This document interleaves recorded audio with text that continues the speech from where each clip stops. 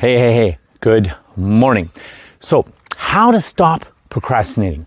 Well, people, I feel, are not inherently lazy. People don't procrastinate. They don't try to procrastinate. What it is a couple things. Factor three. It's a problem prioritizing, it's a problem focusing, and it's self-limiting deep-seated beliefs. Let's start with number one. So it's a problem prioritizing. We all have the same time in the day as others. As rich people have the same time in the day as poor people.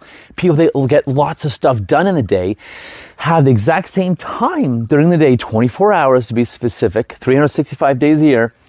Rich people have the same time as poor people. People that get lots of stuff done have the same time in the day as people that don't get anything done. What is it? So it's a problem of prioritization. Prioritizing little things or remedial things or things that are not important over big things. There's a number of reasons we do that. Maybe the big things are complex or scary or we don't know how to do them. So if you want to start prioritizing rather, if you want to start taking action and stop procrastinating, listen. We need to find ways, and there's many ways, to start ranking things and to start prioritizing things better. Stop prioritizing TV. In fact, deprioritize it. Start prioritizing learning and reading, maybe podcasts. Stop prioritizing, flipping through social media, death scrolling for hours on end. Start prioritizing taking action, talking to people, networking, connecting with people. If you do nothing else, connect with people, talk to people is one of my first mentors says. Talk to people, have a list. Rank what's important, or do a Google search for the Covey quadrants or the Roosevelt quadrants. There are 4 boxes, 4 quadrants you can put things in, from highly urgent and highly important to basically useless. And so do not do the useless things. So again, most people don't have a problem with procrastination. It's prioritization. Next is focus. People get defocused, distracted by dings, pings, phone, people, email, you name it. Shut all those alerts off. If it's really important, someone will call you. Texts, emails is not that important, right? And you need to shut this off, because every time you get interrupted, you can actually take 13 to 15 to 20 minutes to get back on track. So let's say you're interrupted 4 times during the day. That's like 120 minutes of kind of not really productivity rather, to get you back on track, right? 120 minutes of productivity wasted to get back on track when something pulls us off track.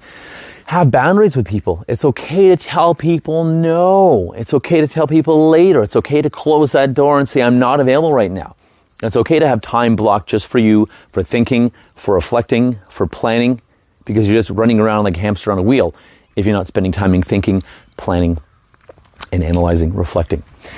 Now, so number 2, we talked about the focus. You need, again, this is why focus is so important, because that's where you get shit done. That's where you enter this flow state where time seems to just disappear and you're just productive. You're doing things. You're focused. You're on target. You're making stuff happen.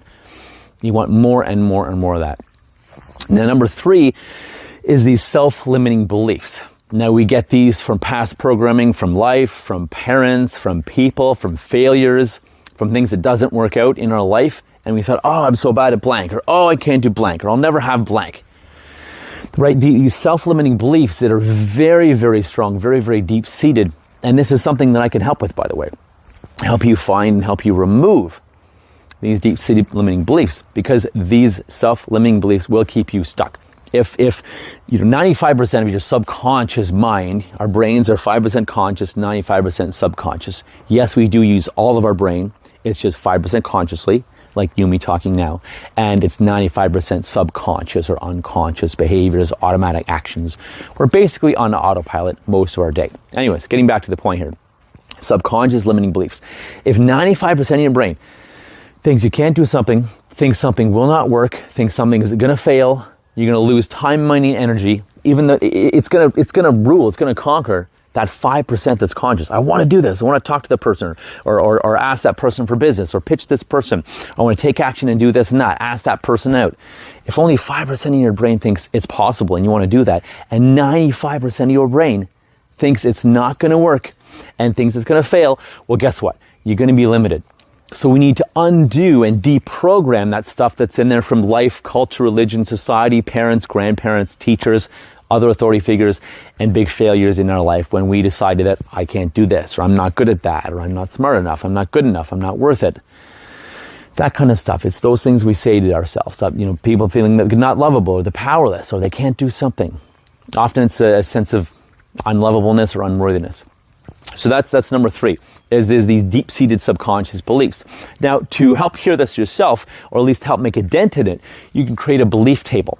Just take a piece of paper, divide it in 2, put a T on it, and on the top have that limiting belief, if you are aware of it, and below write down all the reasons, like write 30, 40, 50 reasons why it's not true. Then on the right side, write the opposite of that, the amazing belief that you want, and write 30, 40, 50 reasons. Trust me, it works, and yes, you need that many. Start with 5, start with 3, start with 7, start with 21. But you need that many to convince your brain and help make a dent in this. Write down all the reasons why the belief you want, I am smart enough, I am special enough, I am good looking enough, I am worthy enough, I am capable and powerful enough. Write down all the reasons why you feel that's true. If you need help, ask a friend. Get a friend to help. Write down all the reasons why the limiting belief is not true on the left side and why the positive belief is true on the right side.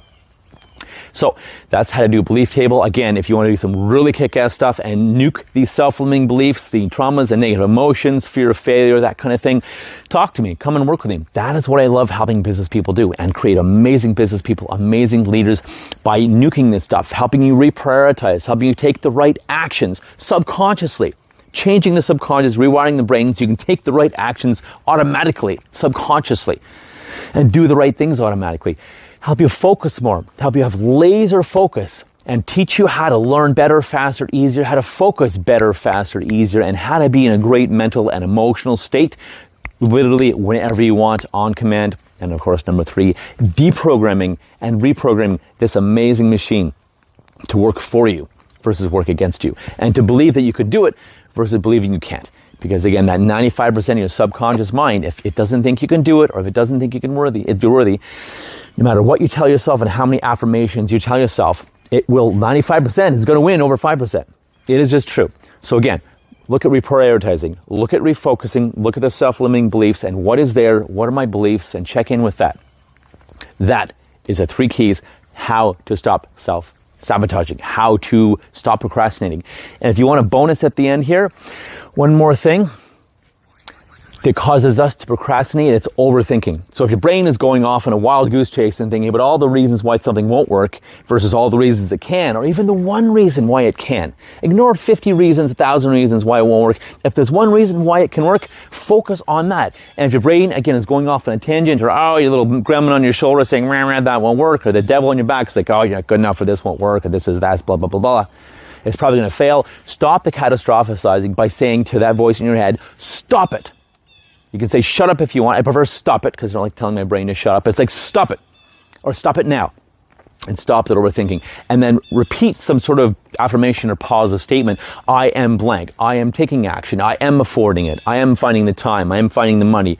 I am taking action towards this. I am good enough. I am worthy. I'm smart enough. I can find the resources. I can be resourceful to find the help, find the resources. Hope that's helpful. That is how to stop procrastinating. Here is to your wild success.